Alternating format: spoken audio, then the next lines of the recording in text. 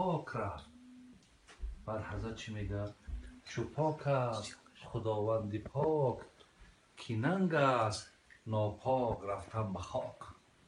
یکی وقتی الله مهربان شما را عمر داد و به بلاغت رسانید و شما را در حالت جوانی و کودکیتون که جانتون نگرفت، حضرت میگه بر این خاک پاک ناپاک رفتن این بیننگی و بیناموسی است.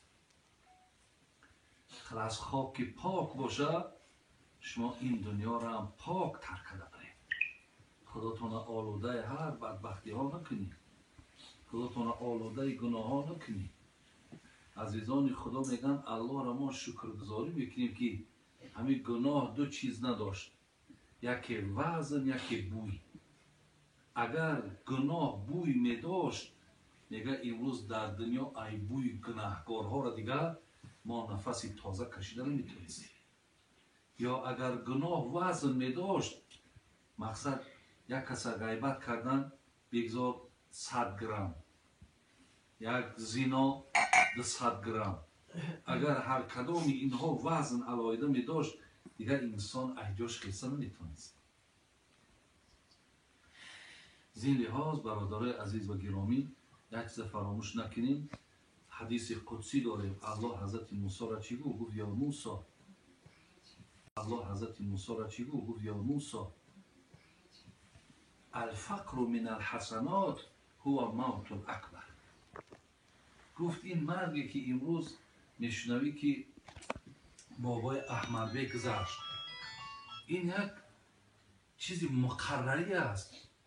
این وارد هر خانه شدنش امکان داره، هر پدر، هر مادر، هر شخصیت گذشتنش امکان داره. زیرا که الله مهربان و نحن قدرنا بینکم الموت، ما بین شما ساعت دنیایی را تقسیم کردگیم، در کدام و چند ساعت رسیده باشد دیگر الله میداند. یعنی مردن شما نزد الله مهربان رفتن شما حتمی است. ولی حضرت موسی را چی گفت؟ گفت الفقر من الحسنات هو موت الاکبر. گفت میدونی که از مرگ در بدتر چیه؟ وقتی که شما دستی خالی خانه قبر بیه، این از مرگ در بدتره. اون مرگ بخیره. یک امانتی بود ای جالبی که الله مهربان شما گرفتش، ولی وقتی خانه قبر میینون دستاتون خالیه، وقتی خانه قبر میینون نامه های اعمالتون پر سیاهیه، انا این گفت مرگ بزرگه. ولی عزیزای خدا میگه هرگاهی که انسان ای دنیا میگذشت است، قالت الناس ما ترکه. میگه مردم یک عادت دارن، یک کس که گذشت ولی میگه مردم یک عادت دارن، یک کس که گذشت ولی بابای احمدبک گذشت، مردم میپرسن چند ساله بود، خب چند فرزند داره، ایو چی مون؟ میگه مردم همی را میپرسن. و قالت الملائکه ما خلفو. نیکی میگه میدونه که ملائکه ها چی میگن؟ ملائکه میگن برای خانه قبرش یگان چی روان کرد یا نه؟ او میگه به فرزندش، به مالش، به اسبابش، به انجامش کاری نداره، لیکن به آن چیزی که برای دستگیری خانه قبرش باشه او را میپرسند آیا یگان چی داره؟ پیش دستی داره؟ از این لحاظ برادرای عزیز، ای سخنهای عزیزای خدا از این حدیث قدسی ما اینقدر برداشت کنیم که این مرگ به سراغ ما و شما آیتی را که قاری خواندن معناش همین بود که مرگ حتما به سراغ ما و شما میآید. الله میگه فإنه ملاقیکم. این مرگ شما نمیخواهید که با او ملاقات داشته باشید، نه که او میخواهد که با شما ملاقات کنه. حتما با شما ملاقات میکنه. و این کنتم فی بروج مشیده، خدا میگه حتی در جای درایی که به مقدار سری سوزن سوراخی نداشته باشد مرگ همونجا داخل میشه. مرگ شما را مییابد. وقتی ما را که یابه برادران، مرگ همونجا داخل میشه. مرگ شما را مییابد. وقتی ما را که یابه برادران، وقتی ما و شما را بیجان که کنه، وقتی ما را خانه آخرت ما که گسیل کنه، بعد سخن ابوبکر صدیق انسان رو به یادش میاد. من دخل قبر بلا زادین فکأنما رکب البحر بلا سفینه. کسی خانه قبر بدرویه و با خود چیز نجات دادن خودش نداشته باشه، در یک بحر افتیده و سواره نداره. مثل همین میشه. حالای مهربان ثواب این آیت های خوانده شده، ثواب این پند و نصیحت ها را برای حاجی بابا بیان کردن. حضرت از روی همین حدیث خودش میگه که خواستگار نداد که همین مثلا چیزای بده یاد کنن. گفت سل عن الخیر ولا تسأل عن الشر. و تو من بپرس که بهترینش که و همین گندهاش چی میپرسی من. بعد وقتی که سوال کشید بعد گفت شر و ناس علماء فی الناس. بدترین مردم علمای بدی هستن که در بین مردم هستن. ولی گپی دامون بسیار گپی معنا داره، بسیار گپی بلنده که این چیز این بسیار برکت داره، فیض داره. وقتی در یک منطقه 3-4 تا داملاه لیکن با دیگر بسیار رابطه زیج دارن، بسیار از حال دیگر آگاهن. گفتی حضرت داملاه که وقتی یک جا هم که روان در بین دیگر تا مثلا ناراحتی نمیکنن که مثلا چی بایی هسته نیسته یا که خدا پرده کنه که با ایزونای ویش نباشیم که فلانی را بوی خیمه را نگو. اینش باید همه خطرناکتر شد. برای بسیار خوب برکت بیم بخود. در همین جنگ احد میگه آوازه شد که پیامبر کشته شد. این نو اکنو شه یاخی نه یک روزک مقصد همراه عروسش بود. آوازه میشد که حضرت کشتن. یک آوازه دروغ بود برای مسلمان ها را رو هفتاده کردن. میگه حنظله وقتی ایره میشنه میگه اولی غسل نکده اکنو هم خوبش دقتی عروسش. میگه میبرویه میگه شمشیر رو میگیرم میدوامیه میه در میدان در همون بگیم غزوه اشتراک میکنه. چند نفری را برای خاطر پیامبر نازنین مقصد نابود میکنه و همجا کشته میشه.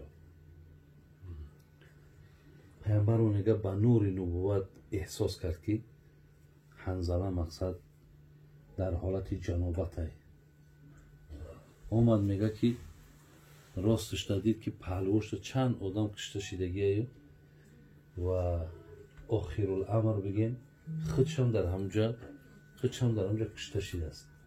میگه حضرت دستش هم تکی برد در همین سر روی حنظله گذاشت. میگه دستش پوری آب شد.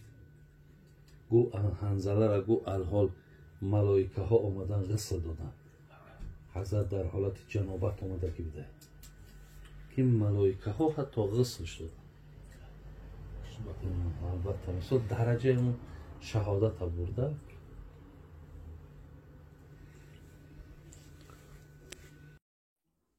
نفری بود از برادر عزیز که لا یریدون علوا، هیچ وقت خودش رو برادر از هیچ کس برتر نمیدونه. میفهمیدن؟ هیچ وقت خودشا یکم از دیگر آدم خودشا برتر نمیدونه. یعنی خودشا هیچ وقت بهتر و بالاتر یا نفرهای را مثال در نسبت خودش بسیار بی‌قدر یا بی‌عزت یا مثال همین ده میروه. یعنی خودشا برتری از دیگران میدانه. یک دویمش نفری که برادرای عزیز بلا فسادن، انسانی که دستی با گناه میزنن. خدا گفت همین دو نفره من از جنت محروم کردم. یعنی اینها مقصد گویم هیچ وقت لایق به جنت مرا ندارن. این شما میتونین سوره قصص آیت 84 باید تفتیش کنید خودتون ببینید. برادرای عزیز همین درباره برتر خود بینی که مقصد همین دکتر آیز میگیم از زنده های این آیز قرنی ای سعودی های این مرد با کتابی همین غمگین مشا گفته یک کتاب داره با همین بسیار مشهور شد لا تحزن این کتاب بسیار داره و با همین کتابش بسیارتر مشهور شد حاضر عمری 60 ساله های این 60 لیکن بسیار عالم کلان های در سعودی زندگی میکنه این کس میگه که میدونه که همین چی سبب میشوه و تخت ای دیگر رو برتر میدونه میگه 5 چیزه همین 5 چیز میگه سبب میشوه که تو یک ای خود میرای شما باید بدونین همین 5 چیز این خیلی چیزای مقصد چی باشد که ما را مقصد میاره با جایی که ای خود میری ولی در جامعه که من نیستم من در بین همی که موقع من همی جز می هیچ کمیتر نمیدونم کیین چیین چخیلی دیگه شما این چیزا را نقصتر میدونین در بین با مردمی پولدار و وظیفه‌دار میگردین شما میدونین که مثال کیها مثال در کدام حالت خچانه خب حساب میکنن من که جای برم نمی یا قاریه یا اگه صوفیه یا مسافده یا چیه خیلی لیکن من به هر حال به خاطر ثواب میگم که بسیار جهاد ضبط میکنن همین را میپرتن شاید با گوش یک کس رسه او گوشش میکنه یک خدای همین چیز مقصد سبب میشود من به همین خاطر مثال در بین اونا این چیزا بیان میکنم انا که ببینین همین دکتر میگه 5 چیز سبب است که شما خودتان از دیگران برتر میدونید چیا یکم علم دوم یکم علم دوم ثروت سوم قدرت چهارم عبادت پنجم نسب انا که من برای شما یکم ترک با درونش دارم بعد با روشن میشود یکم میگه علم علم برادرای عزیز علم اصلا بگیری بسیار نعمتی بزرگه خدا میگه که هل یستوی الذین یعلمون والذین لا یعلمون این خدا میگه همه وقت آدمی با علم با آدمی بی علم برابر نیست چلی که و ما یستوی الاعمی والبصیر خدا میگه هیچ وقت کور با بینا برابر نیست کور یه آدمی که حق میبینه کور یک آدمی که حق نمیبینه بینا آدمی حق میبینه این کوری گپ در سر کوری تری پیش نمیبینه نیست که آدمی که حق نبینه خدا میگه کوره آدمی که حق شنیدن نخواه میگه کره الله یاره خیلی چی موندگیه کسی حق شنیدن نخواست کره میگه کسی حق دیدن نخواست میگه کوره انا که قرآن میگه که حق بین از آدمی که حق نمیبینه فرق داره مثل که عالم از بی علم فرق داره یعنی قرآن میگه انما یخشی الله من عباد العلماء الله میگه قرآن میگه چی میگه میگه از الله عالم زیادتر میترسه گفت سری عالمی برادرای عزیز ما امروز که دیدیم بعضی نفرهایی که دعوای عالمی میکنن ولی کردار و کارباری رو میبینی خب حیران میشه چهل عالمه گفت سری عالما نمیروه گفت سری عالمایی که اصلا با علم عمل میکنن یا دفاع از دینشان میکنن گفت سری اینا میروه بین خداوند میگه همین جنب با مرتبه عالم از عالم از خدا زیادتر میترسن قرآن میگه الذین اوتوا العلم درجات خدا میگه ما عالم درجه دادیم پیامبر میگه که لموت عالم ایسر من موت القبیله اگر نمی یک قبیله نمیشه یک 300 آدم زندگی کنه پیامبر میگه اگر نمی 300 عائله نابود شوه این آسان تره اوی که یک عالم میمره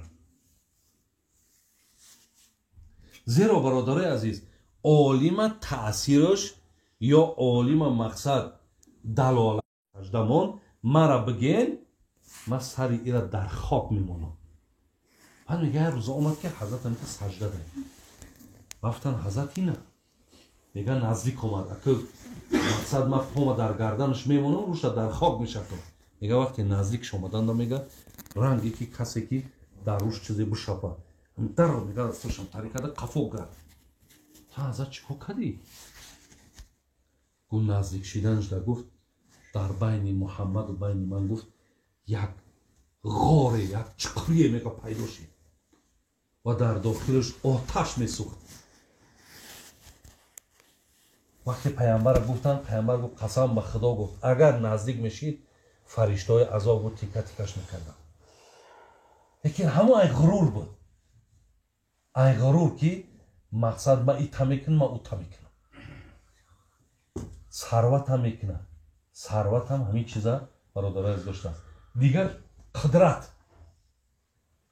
چند مقصد وقتی آدم هم صاحب منصب میشود جا میشود این حالت هم خودش نسبت دیگر را برتر میشود نسبت دیگر را خودش بهتر بالاتر میشود چهارم عبادت میگه عبادت هم نشید است ولی همین سفیان ثوری را میگه تعریف کن گفتن حقیقتا همین آدم ارزنده بوده گفتن حضرت میبینیم همین خیلی خوشرو عبادت میکنی بعد میبینیم دویم روزاداری آخی تو دویم در درسی همین خیلی بوده است بعد میگه سفیان ثوری گفت که کسی اگر گویا که عبادت زیاد دارم او جاهله نمیبینین گفت فرشته ها یک سکون ایاد خدا غافل نیستن با چی میگن سبحانک ما عبدناک حق عبادتی پاک هستی پروردگار ما اگر چطور عبادت هم که کنیم حق عبادت توجه آوردن میتونیم یعنی ما برادره از میگه با عبادت هم آدم خشای دیگر رو برتر میدونسته پنجم چیزش بعد نسبه